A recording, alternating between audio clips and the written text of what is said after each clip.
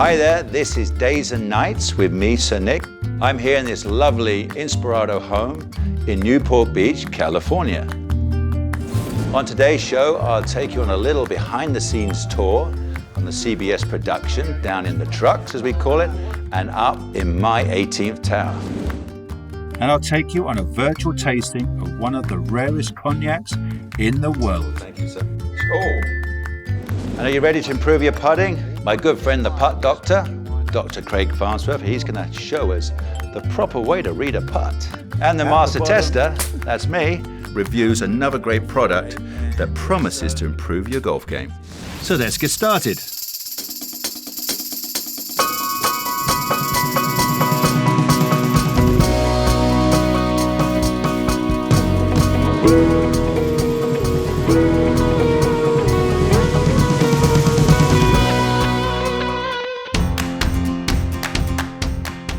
Well, it's another spectacular day at the majestic Riviera Country Club in Pacific Palisades, California.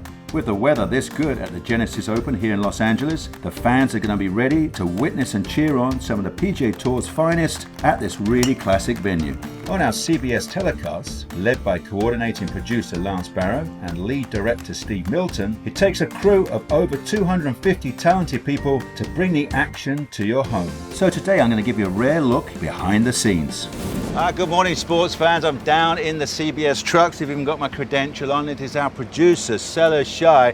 Give us a quick guided tour of what happens. I can't wait. All right, well, come on. We're going to go to the main truck first. This is our main mobile unit, where we manage many different areas. They're kind of partitioned off. This area looks at the course, is told by the spotters of the order, the club, the distance. Right here is replay. He is looking at multiple tape machines, and these are all the recorded shots that aren't live that we're able to play back. You got crazy names: Elvis, Python. Yeah, that's right. We have Spider, Elvis, Laser, that's right. Mongoose. So then we have the mini cameras are here, which are the handheld. These are our soldiers on the ground that follow players. And then we have what we call the hard cameras, which are towers where the big cameras are that bring the balls in from the green. The producer sits here and he manages all of this and tells the story. This is our director, Chris Svensson, and Chris is the one that directs the cameras to where they should go. And then we have our switcher here. He's the final piece to this puzzle. So this is our massive videotape room. The man behind Laser, Mongoose, and Spider is this guy. Mike Hartwig. The man behind Elvis and Python is this guy, Sean Mahan. He can actually cue up Tiger's shot prior to the ball even landing. It's not like the old days of videotape. It's like a DVR system to where when the ball goes in the air, he can actually just back it up. Just back it up now, why not? Put it on the other channel. Yeah, put it on the other channel and boom, the ball hadn't even landed and now he can cue it up and he can hit it, boom, and hit it again. All right, so now we're in our technology world, which everyone enjoys seeing. Cue that chip up again. This is one of the odd shots of the first 2 days, John Rahm chipping off the green at number 6. And we're able to show it in a more sophisticated fashion with these tracers. Do that one more time. Do the chip again. Yeah. This is very cool. I like and that. Able to trace it, how he chips it over the bunker. Great to see where it landed. Hop, hop, skip, and where it starts to bite. The third bounce biter. That's interesting. Incredible. Yeah. Still tracking Thunder. 3, 2, 1. Roll Thunder track. Our final tour takes us into audio. Now we're at our main audio board. Anything you hear at home comes off of, or at least through this board. On a stroke of a key, he can hit any cut that we have. Here's our CBS theme. He can then change it to that, which is our master's theme. So we probably have 60 elements ready to go each and every weekend for storytelling around the live golf. Thanks, Sellers. Thanks for the guided tour down in the truck. I'm now going to take all that camera crew up the hill, so I'm going to give you a quick guided tour where I sit. Come on in.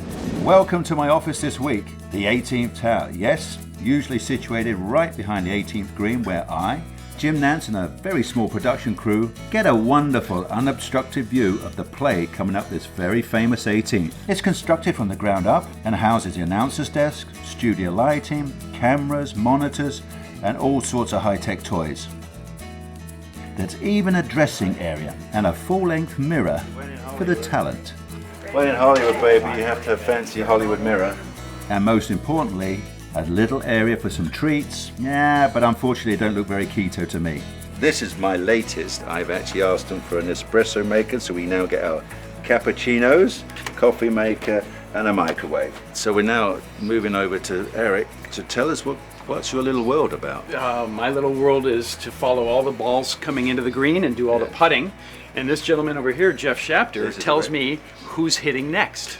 So out there he can tell me, hey, somebody in the one spot, somebody in the two spot, somebody in the middle of the fairway, and then I follow the ball in, and I do all the putting, and follow him off 18 green. It's easy as that, but it's not. If you've tuned into CBS Sports for the last few decades, it's likely you've heard the voice and seen the one and only Jim Nantz. I've been sitting next to Jim now for the past 14 seasons to call the action, and with a bit of good timing, I can drop in some expert analysis and a few philosophical gems. It's the hardest sport to broadcast. Why? There's no timeout where they tell everybody, stop, we're gonna be back in 2.5 minutes. Baseball, basketball, football, you got commercial breaks, it's coordinated. The competition stops while television's away. While we're away, they're still playing. For my relationship with just Nick, it's two buddies sharing 3 hours of golf because we love it. Jim and I absolutely share a passion and love for the game of golf. After all these years, we still love sitting, watching and sharing our thoughts on the tournament and bringing it to you on our telecasts. As you saw today, it couldn't happen without the efforts of our amazingly talented technicians and crew.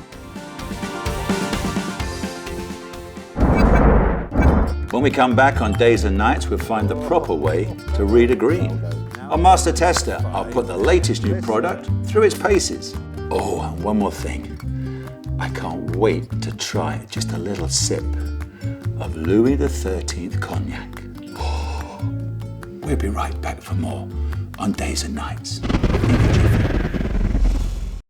This segment of Days and Nights is sponsored by Medterra CBD. Well, welcome to a very special occasion. I want to introduce you to Ron Newman of Louis XIII. We met on end of last year, and you presented one evening your Louis XIII Cognac. And it was such a fabulous story because this is just not no ordinary cognac, is it? This is, you're going to tell all the facts about it. And all I wanted to do was just invite you back so I can have another drop. That's what I was trying to do. So it took me a couple of months, but please tell the viewers and me again, refresh us on this amazing project. Of course. Well, thank you, Sir Nick, for having me today. Sure. It's good to see you. So if you will, I'm going to go ahead and hand you a glass. So what you have in your glass is time.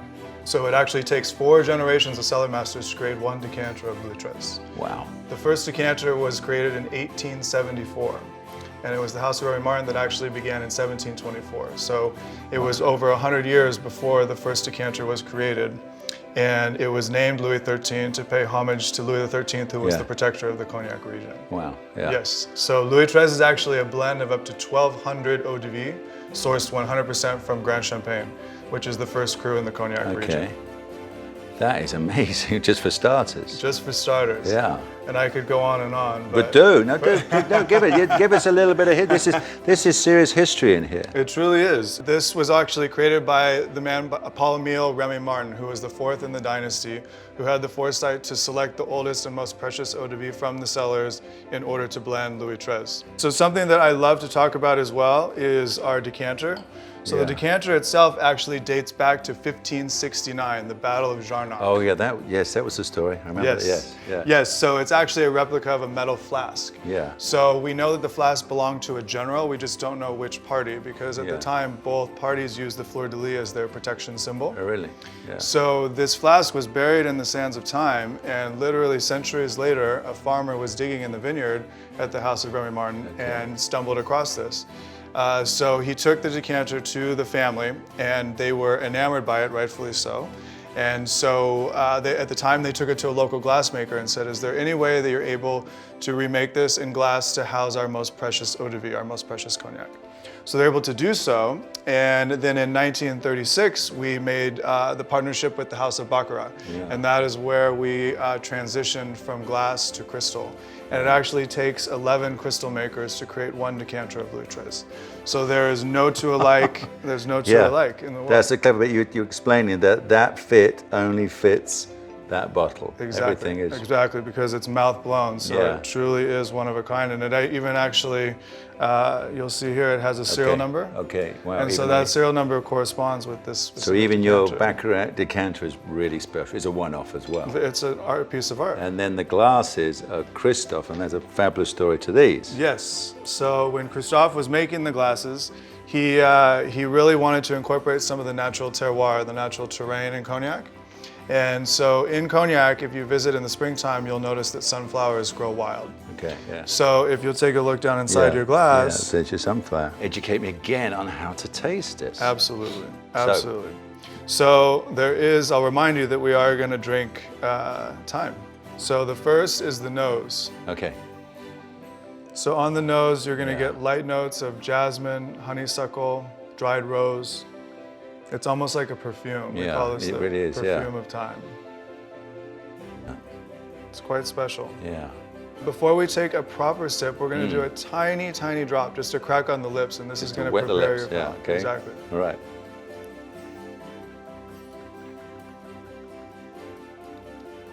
So you notice just that tiny drop that just slowly coats your palate. Yeah. And it just stays with you. So you get the notes of honey, dried fig. Tell me something that you taste. Oh, yes. Put me under pressure. A bit of peaches. There's no wrong answer. There's no wrong answer. There's I over guess 250 different flavor profiles that you can pull from Louis XIII. Oh Absolutely. my goodness. Again, what makes it so incredible. Absolutely. So luckily I'm not wrong with you. Before we do a proper sip, though, Yeah. we'll do a proper toast. Oh. So to the century ahead, Yes. and to happiness and health. Oh, thank you so much. Oh. Again, that's different, isn't it? Isn't that incredible?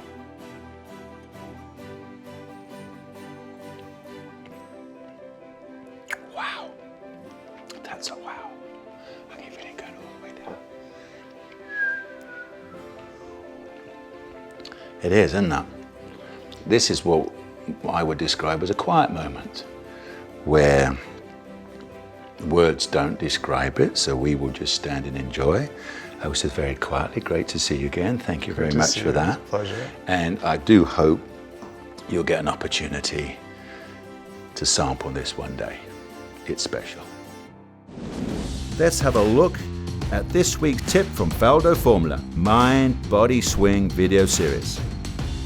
All right, let's go a little bit of old school now. So, Craig, back in the day, I want to show you how I used to do it 30 years ago. So I would obviously read it from down here and have a look. I can see it's left to right, and I kind of picking a channel. I would head off, marching off up this end of the putt, and I would look down low here, and I can see a little gully of the ball coming down. Oh, I've got a little white spot for right there. I believe this is my gully into the hole. So I've now got to keep my eyes on that white spot as I come all the way around here.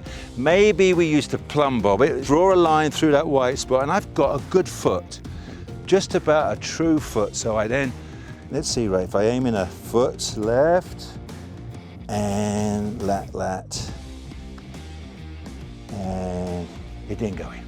That was 30 years ago. How can what have you got new for me? Yes, well, what I find most players having no clue on is understanding the geometry of the break. Okay. So aim point golf teaches us that if the first 5 feet are 3% break, side slope, the middle is 2%, and the last 5 feet, 5, is 1%. What's the most important part of this putt? The end. The first, the middle, or the end? 95% of the people say the end. Incorrect. Oops. Okay? So believe it or not, the geometry of the putt is kicked by the middle section. The ball breaks the most the last 5 feet, but definitely what you feel or see in the middle is the key. So overall, paying attention, whatever you see back behind or here would be good, or the best thing for green reading is a digital level. By the way, set on percent, not the degrees it defers to. And as you walk up here and kind of feel a difference in weight between left and right foot, So I can feel there's definitely more left or right here with my right foot. What do I have as a number? I don't know, but I'm going to tell you it feels a lot like a 2, 2.5. Yeah, you got to learn to calibrate it. So this is what you got. Get yourself one of these, a simple spirit level. Put it down at 1%. Stand with your eyes nice and on the horizon line, correct? Right. And feel what 1% is. Yeah. And then you go and find yourself and a 2% slope. Yeah. Even if you want to oscillate back and forth a little bit, it's fine. But don't try and counter the weight. No. Go with the slope. Yeah, exactly. So like we said, this felt like a 2, 2.5, so it's a 2, okay? So when you do that and put your eyes straight ahead, I'll just go to, then you see, close your eyes, feel level, you get a kink in your leg, don't you? So that's a cool little way of using your shoelaces, if you've got them, to calibrate the slope. So Craig, as a summary to our viewers to help and fast track this. Yes. So you take your spirit level, we know, we're on the putting green, we're practicing. Yeah. You take your spirit level, we know this is 2%. So then you'll start to get used to looking at 2% of slope. Yes. So when you walk up to your putt on the green, you go, gives you a good clue. You then walk forward and you get some confirmation. It is 2%. Yeah, you feel 2%. Absolutely. Yeah. And then, as I said, whether you like viewing it from here, looking forward and finding that little white spot hop down the line and drawing it through, because I used to do that, and I know the best putter on tour, Jordan Spieth, likes that midway point. He likes to aim at that, and obviously you've got to see it keep going. So I'm going to pick that spot. I know it's I've got to make sure when you see that spot and you visualize it, you visualize the ball going over that spot at the speed you want, into the hole at the speed you want. Don't just look at the spot. Yeah, see it run past it and hit the back of the hole. That's a really important part of this, isn't it? Yes. So I'm going to line. Completing the visual act, as we say. Yeah, okay, so there's, make that, Nick Faldo. Give me 5, Doc. Bottom line, with a bit of work, any work you're doing along these lines is going to help you, isn't it, Doc? Absolutely. I like a drill of putting 5 balls around the cup, anywhere between 4 and 10 to 15 feet. Read each one of them the way we were talking, learn from it. Yeah. Broke more, broke less, go back, feel it, Yeah. start getting to be a good green reader, because if you're a better green reader, you're going to commit, and if you commit, the strokes are going to look a lot better than having no clue. And I would add to that, that's just one ball in each place, isn't it? Because Yes, sir. you only get one go on the golf course. That's how you get your feedback. Anybody can hit 6 in any spot, miss the first one, you hold the next 5. We get one go on the golf course. You can watch hours and hours of mind, body, swing from Faldo Formula videos that I believe will really help your game. It did mine. It's normally $100 for a year's subscription, but due to this global pandemic and no new golf to watch, I'm going to give it for free until the first major of 2020 is played. Just visit daysandnights.com. When Days and Nights returns, the master tester, that's me, will try out a new golf product to see if it helps your game. This segment of Days and Nights is sponsored by Sick Golf Putters. Same size faces, just a little different look, isn't there?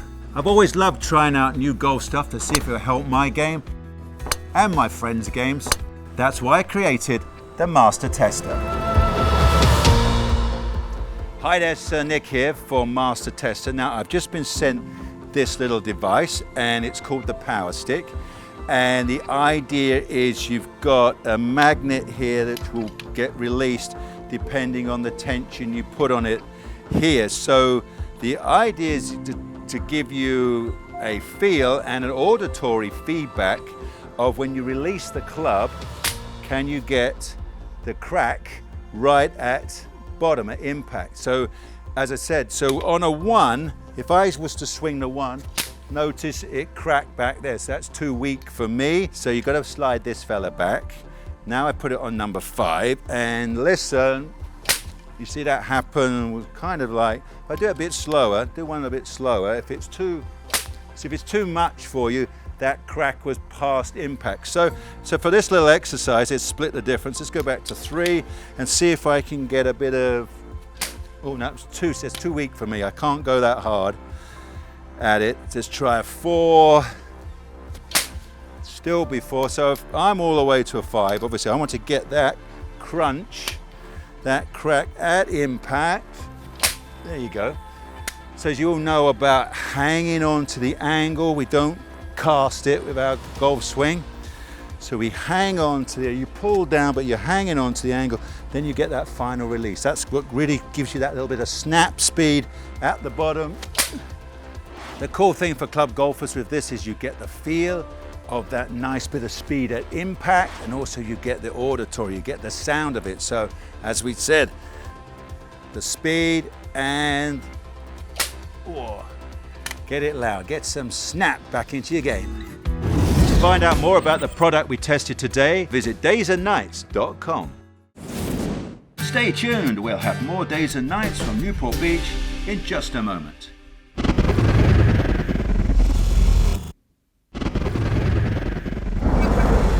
On the next Days and Nights with me, Sir Nick, we'll visit with some very interesting golfers, I'll share some great golf tips, and review more products. Well, I hope you enjoyed that rare peek behind the scenes on our CBS golf production.